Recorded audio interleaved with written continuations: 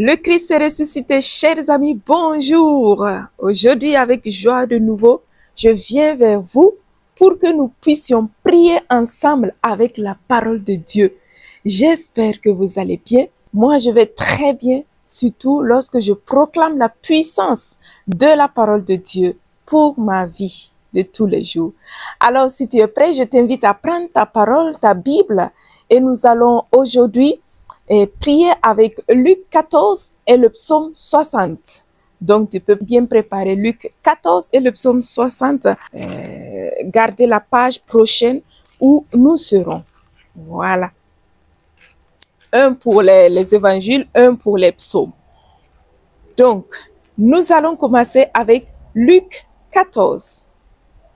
Et il advint comme il était venu un sabbat chez l'un des chefs de pharisiens pour prendre un repas que était à l'observer. Et voici qu'un hydropique se trouvait devant lui. Prenant la parole, Jésus dit aux légistes et aux pharisiens, « Est-il permis le sabbat de guérir ou non ?» Et eux se tinrent soit. Prenant alors le malade, il le guérit et le renvoya. Puis il leur dit, « Lequel d'entre vous, si son fils ou son bœuf vient à tomber dans un puits, ne l'en tirera aussitôt le jour de sabbat? » Et ils ne purent rien répondre à cela. Il disait ensuite une parabole à l'adresse des invités.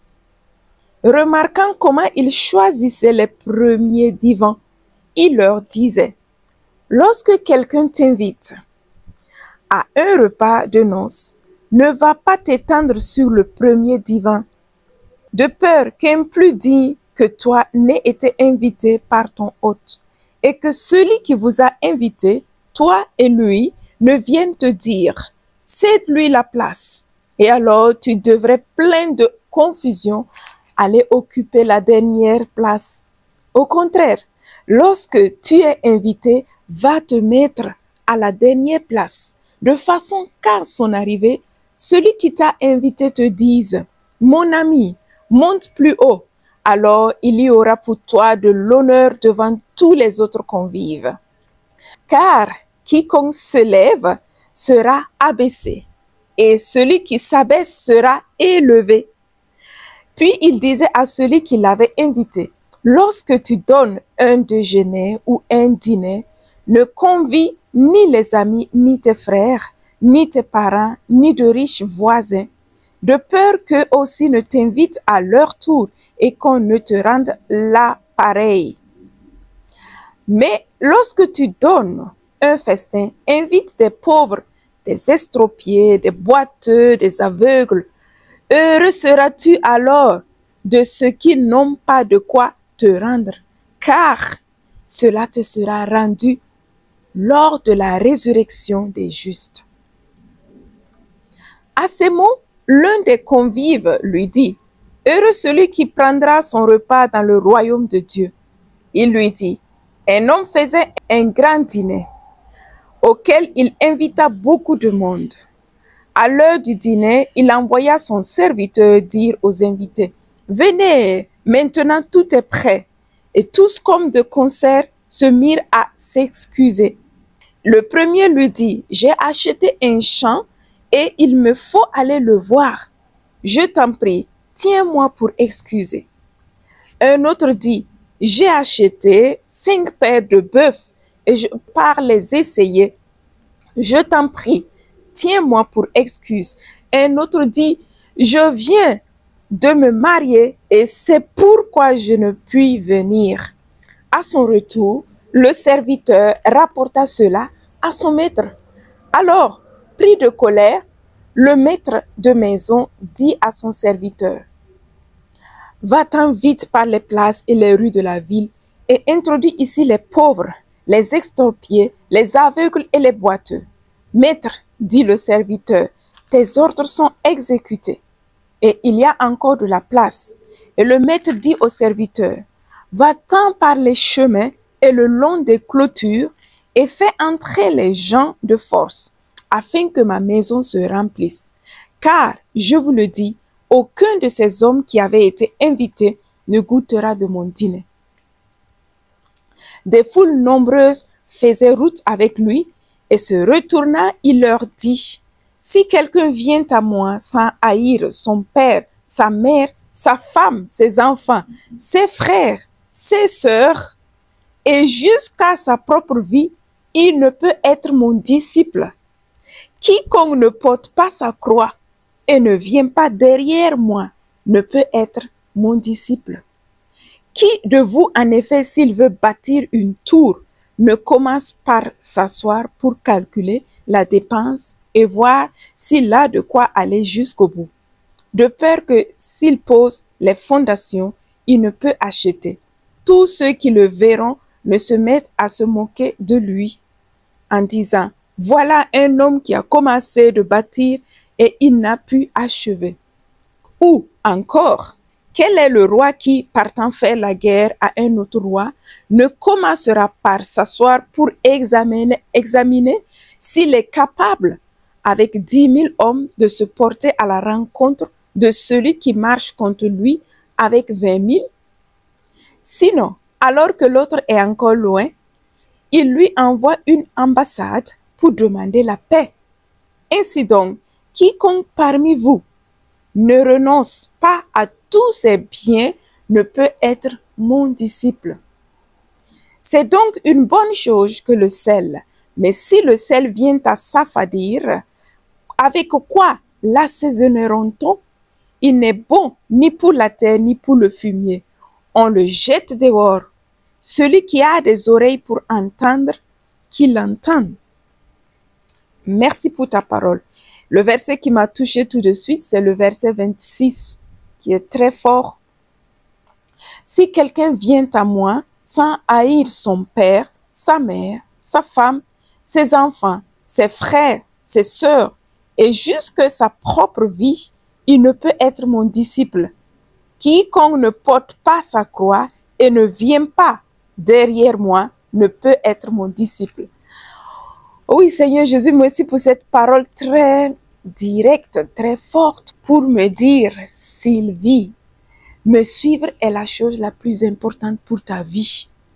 Tu ne peux t'intéresser à beaucoup d'autres choses, mettre beaucoup d'autres choses en première place et me délaisser. Moi, je suis le début et la fin, le commencement et la fin. Je suis l'alpha et l'oméga. Seigneur, merci parce que aujourd'hui tu me dis qui aime plus tout le reste que moi n'est pas digne de moi. Seigneur, je veux apprendre à t'aimer de tout mon cœur. Dans tout ce que je fais, je veux te mettre en première place. Je veux que tu sois le premier dans ma vie, le premier avant tout, que ce soit pour le travail, pour les relations, pour la famille, pour tout. Je veux que tu sois le premier, Seigneur. Viens-toi d'abord te manifester dans ma vie. Viens-toi prendre premièrement la première place dans ma vie et tout le reste sera résolu. Seigneur, merci de m'avoir appelé à te suivre dans la virginité pour le règne des cieux. Cela est ma joie. C'est un privilège de pouvoir te suivre, de pouvoir dire oui à ton appel. Et moi, je veux te suivre. Je veux, Seigneur, que tu sois le premier de ma vie. Je veux que tu sois l'alpha et l'oméga de ma vie. Seigneur Jésus, que mon cœur ne se détourne à d'autres choses, que je ne me focalise à d'autres choses éphémères. Je veux seulement me focaliser en toi. Je veux, Seigneur, m'immerger en toi, parce que c'est toi qui es la source de la vie. C'est toi qui es l'auteur de la vie. Sans toi, ma vie n'a pas de sens. Et je veux toujours, Seigneur Jésus, te chercher de tout mon cœur, avec toutes mes forces, avec tout mon être. Je veux te chercher, je veux te suivre. Même s'il me coûterait la vie par amour pour toi, cela peut aller. Merci, Seigneur, pour toutes les personnes qui ont été martyrs, qui ont renoncé à ne pas te nier, qui ont donné la vie pour toi, Seigneur, que lorsqu'on leur demandait de te renoncer pour d'autres choses, ils ont dit non. Seigneur, je te dis merci pour les personnes qui n'ont pas renoncé à leur foi, mais ont toujours dit oui. Seigneur, tu es mon roi, tu es mon Seigneur, tu es mon sauveur, malgré n'importe quel obstacle. Merci pour les martyrs dans la foi. Merci Seigneur pour les personnes qui donnent leur vie pour que d'autres puissent te rencontrer. Seigneur, pareil, je veux donner ma vie pour que tu sois glorifié. Dans les petites choses, déroulement de la vie de tous les jours, je veux Seigneur Jésus que ma vie soit à ton service. Seigneur, viens et règne en moi. Donne-moi la capacité, Seigneur, de t'accueillir tous les jours, de renouveler mon adhésion à toi. Chaque jour, je veux te dire, tu es mon Seigneur, tu es mon Sauveur, tu es mon Roi. Avec toi, je ne crains rien. Je suis plus que vainqueur avec toi, Jésus. Amen. Et voilà, mon frère et ma sœur, tu peux lire le verset qui t'a touché le plus et prier ton Seigneur. C'est un dialogue. Lui, il me parle à travers sa parole. Il me parle à travers ma propre bouche. Et ensuite, je lui réponds à travers le verset qui m'a touché le plus. Et je prie, j'ouvre mon cœur, je l'exprime. Je le proclame mon Seigneur et mon Roi. Je lui confie ce que je vais vivre dans la journée par rapport à ce qu'il m'a dit dans sa parole. Amen. Et maintenant, nous allons passer maintenant au psaume 60. Voici ce que j'avais mis l'autre fois. Et voilà. Tac, je retrouve directement le passage. Le psaume 60. Dieu, tu nous as rejetés, rompus. Tu étais irrité, reviens à nous. Tu fais trembler la terre, tu l'as fendue. Guéris ses brèches, car elles chancellent. Tu en fis voir de dur à ton peuple. Tu nous fis boire un vin de vertige. Tu donnais à tes fidèles le signal de leur débâcle sous le tir de l'arc. Pour que soient délivrés tes bien-aimés, sauve par ta droite et réponds-nous. Dieu a parlé dans son sanctuaire. J'exulte, je partage Sichem, j'arpente la vallée de Succo. À moi Galate, à moi Manassé, Éphraïm, l'armure de ma tête. Juda, mon bâton de commandement. Moab, le bassin où je me lave. Sur Édom, je jette ma sandale. Crie donc victoire contre moi, Philistie. Qui me mènera dans une ville forte? Qui me conduira jusqu'à Édom? Sinon toi, Dieu qui nous a rejetés. Dieu qui ne sort plus avec nos armées. Porte-nous secours dans l'oppression, n'ayant le salut de l'homme. Avec Dieu, nous ferons des prouesses et lui piétinera nos oppresseurs. Amen. Porte-nous secours, Seigneur, dans l'oppression, n'ayant le salut de l'homme.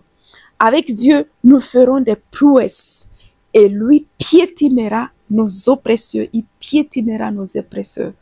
Voici le verset qui m'a touché du psaume 60, le verset 13 et 14. Oui, Seigneur, merci parce que tu viens nous porter secours de nos oppresseurs. Tu viens, Seigneur, nous faire piétiner nos oppresseurs. Seigneur, merci parce que tu piétines nos oppresseurs. Merci parce que tu écrases la situation qui veut m'écraser. Merci parce que tu viens me relever, sauve et saine de toute situation qui m'écrase aujourd'hui même.